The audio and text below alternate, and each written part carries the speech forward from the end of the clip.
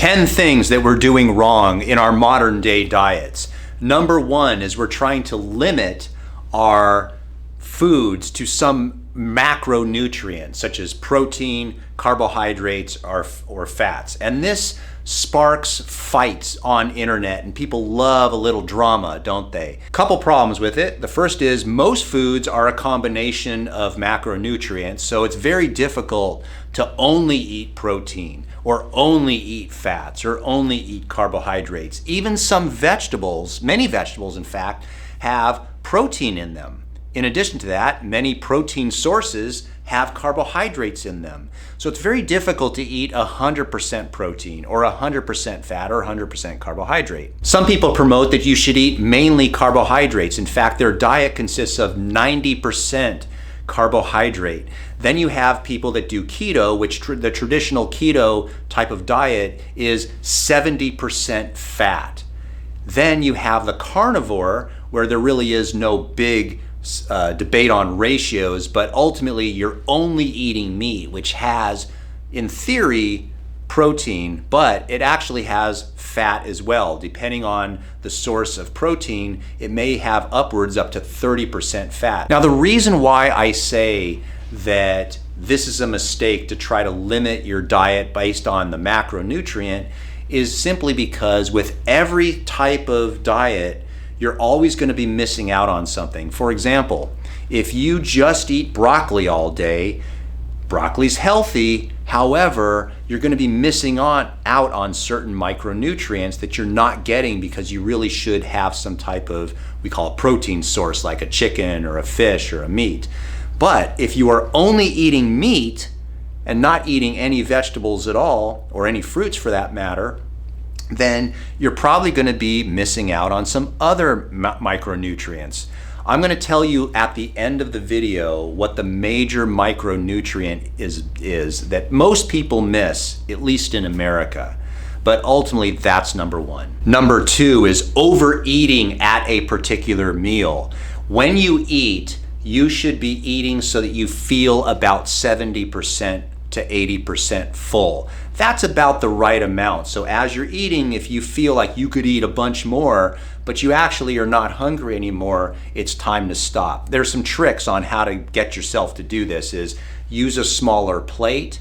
You can put less food on your plate, or just be mindful about how much food that you're eating. But most people eat too much. Even if you were to only eat one meal a day, very often when people eat a big steak and then potatoes and carrots and all these various things, but they eat literally 2,000 calories in one meal, you're still getting an insulin response. If you were to eat smaller portions, even if you ate breakfast, lunch, and dinner and had 2 snacks, those smaller portions may eventually result in less calories for the day, and thus you could still lose weight that way. Number 3, sodas. Don't drink them. Do I have to explain? Even if they say diet, even if they say 0 calorie, stop drinking soda. The 4th big mistake is eating mindlessly. Very often, a lot of people will eat in front of the television. They'll eat while they're watching YouTube videos. They'll eat, and all of a sudden, before you know it, your mind is on something else and you just keep shoveling everything into your pie hole. Before you know it, you've eaten too much.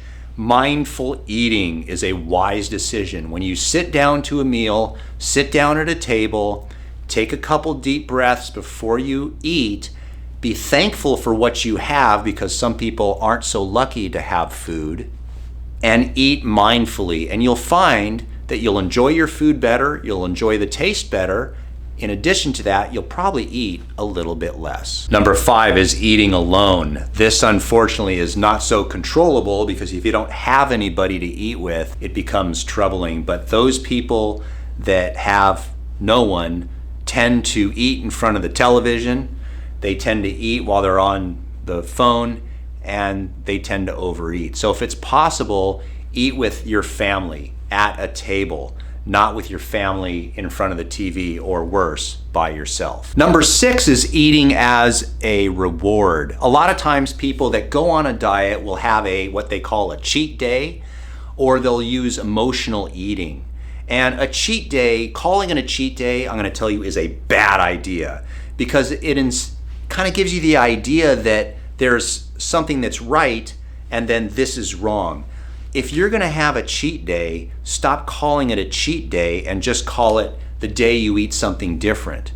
And if you do it that way, if you plan on having a cheat day where maybe you have hamburgers or you have pizza or you go out with friends and celebrate something that you're going to eat, something that you don't normally do, that's included in your weekly plan. So if you have a plan to eat a certain way during the week, and let's say a Friday or Saturday night you're having a cheat day, stop calling it a cheat day. You're cheating yourself out of something.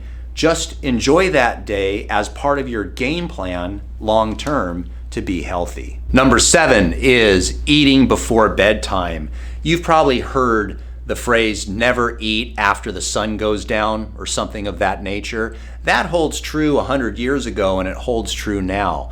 When you eat before bedtime, one of the problems is it's going to reduce the amount of sleep that you get, or reduce the amount of REM sleep that you get, which is that rapid eye movement sleep where you get quality sleep. You don't want to interfere with sleep.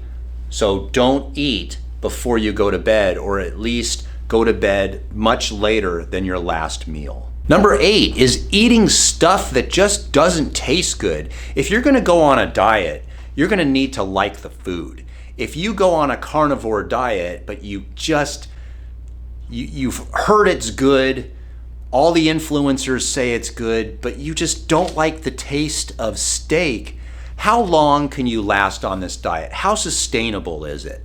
Is it really something that you can do for the rest of your life? The answer for most people is no. There's been many studies that show that most people that follow a diet in effort to lose weight, by the end of 1 year, only about 2 to 3% of those people are actually still following the diet. That is actually surprising. I'm surprised it's that high. Likewise, if someone says you want to eat edamame or chickpeas and you just don't like the taste of chickpeas, how long can you follow that diet? So you have two options. Either find a diet that suits your body, that has food that at least tastes good to you, or follow some recipes to make food that normally would not taste good to you and learn how to cook it in a different way that might make it work for you. And that's really the only way that you can sustain a long-term diet, is if you actually like the food that you're eating. Number 9 is not eating for performance. And this is a tough one to swallow.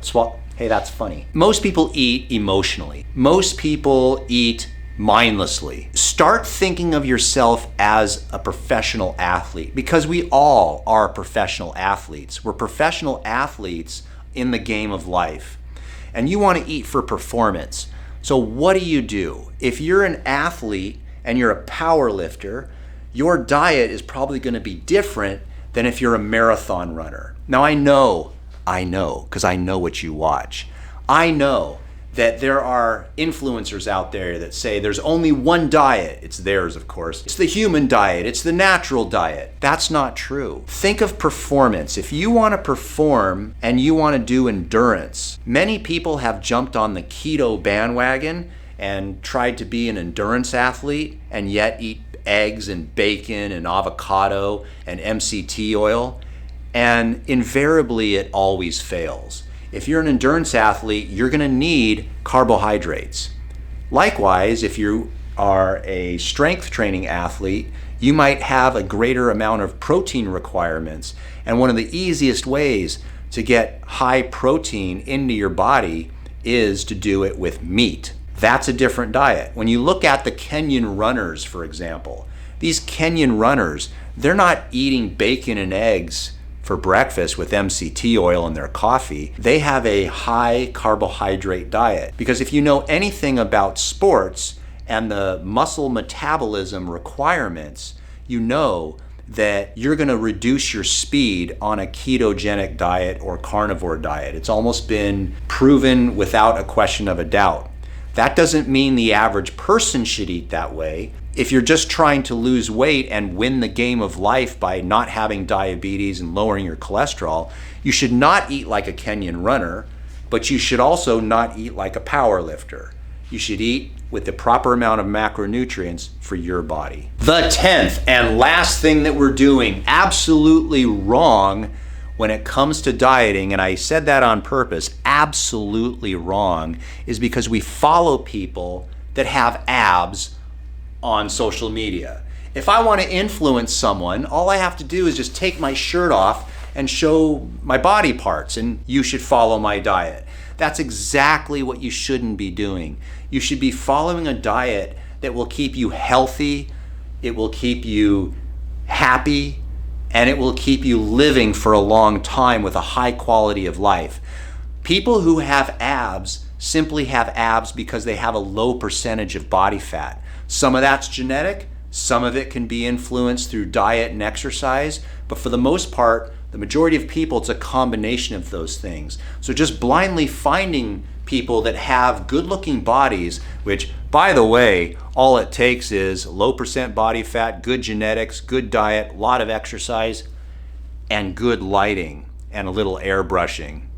That's what it takes. Don't always necessarily follow people that just because they have abs. Now, I mentioned in the beginning that there is a micronutrient that people are usually missing in their diet. And whether you are following a ketogenic diet or a carnivore diet or a time-restricted diet, many people are deficient in magnesium. And this is the product that I take. It's called Bioptimize. It's from Bioptimizers. It's called Magnesium Breakthrough. And let me tell you, it's awesome. Couple reasons I like this company. Number one, they have a 365-day guarantee. If you don't like this product, then you can contact the company. I don't know any supplement company that has a 365-day guarantee, 1 year. That's incredible. That shows you how much confidence the scientists have at Bioptimizers that they know they have a great product. If you want to see this product, I will put a link down in the description. There's a promo code. It's my name, Story10. You can get a 10% discount. And during this season, they have some extras going on. So check out their website. There's going to be a link down below in the description. And try to follow these 10 guidelines that I mentioned because they really will help you live a long, happy, prosperous, healthy life.